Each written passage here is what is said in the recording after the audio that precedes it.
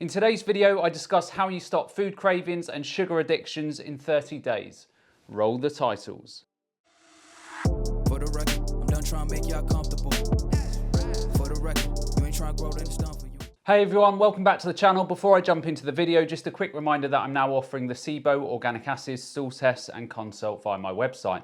So if you have any health or digestive problems, then consider taking these tests, as they will provide a lot of very detailed information upon which you can start making informed decisions and then start getting your health back on track. And on that bombshell, to the video. So there are really only a handful of root causes that will cause you to crave certain foods. So number one, you have a bad gut bacterial problem. So when you have an overgrowth of the unfriendly strains of bacteria, these obviously feed and thrive in sugary environments, and this will translate into you craving highly refined sugary foods. The second main root cause of cravings is obviously the dietary element. Now, most people in the Western world are highly overfed and overweight, and yet despite this, they are highly undernourished. So people are getting way over the odds in terms of calories, yet their bodies are simply not getting the nutrients to run optimally. So in most people's diets, they will be getting very low levels of vitamins, minerals, and many of the trace minerals that the body requires. Now, there are certain minerals that when you don't get enough of them,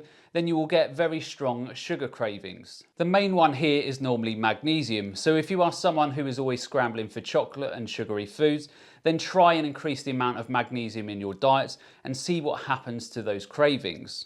And I will discuss the foods that are good for magnesium later in the video. Now finally, the third and fourth root causes for all cravings in the body are the physical and pleasure trap responses. By these two categories, I mean the relationships we build with our food as we grow up, and it's the emotional attachment we place with foods in those special occasions such as birthdays and Christmas. Now, eating from a physical, pleasure and emotional perspective is awesome. Food is awesome. Our love of food is what makes us human, and food should absolutely be used to enhance our lives and special occasions. But food becomes a problem when we are no longer utilising food to enhance special occasions, but we are merely using it as a crutch to cover up the unhappiness or sadness in our lives. Now, for many people, they are perfectly happy and food isn't being used as a crutch.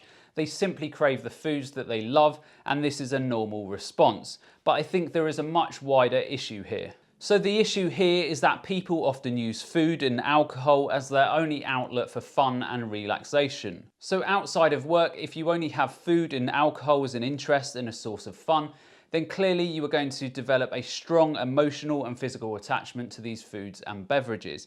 And this problem will only get worse for you. So now we know why these cravings develop. What can we do when those cravings become a problem? Well, here the most important aspect is actually realizing that you have a problem in the first place. You have to be honest with yourself and ask yourself whether you're using food to enhance your life and those special occasions, or are you simply using it to cover up underlying issues? So let's start with number one. So if you have gut issues that are causing your cravings, such as Candida or SIBO, then you need to obviously get an equilibrium in the gut to address these cravings and problems. So if you have something like Candida, then you need to get all of the processed refined foods out of your diet to cut off the fuel supply to those yeasts. Then you need to repopulate the gut with good bacteria. So my favorite way of doing this is with homemade fermented foods such as sauerkraut, kimchi, kombucha, etc. I always prefer these sources over probiotic supplements, as you are in complete control over the ingredients and you know that you are getting live strains of healthy bacteria. Now, for some people with bad cases of gut issues such as Candida, they may need probiotics and fermented foods and even antifungals because of the severity of the problem.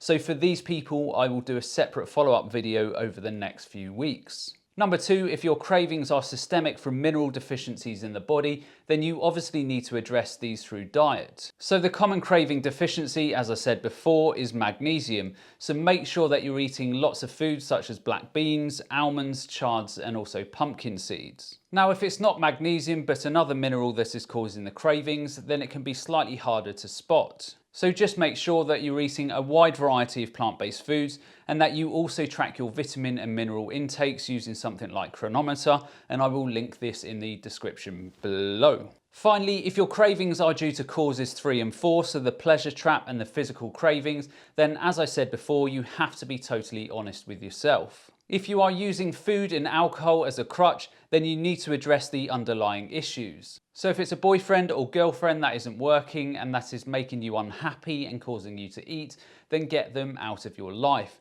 If you are unhappy in your job, then get a new one. Life is too short. You also need to make sure that you create lots of good quality time for you. So find a new sport or hobby or club that you can attend during the week or the weekend so that you are not sat around eating rubbish foods. Do yoga, take up running, or whatever it takes so that you have more in your life than just food or alcohol. So that's the end of today's video. I hope you all enjoyed, and as always, remember to look after your body because it's the only place you have to live.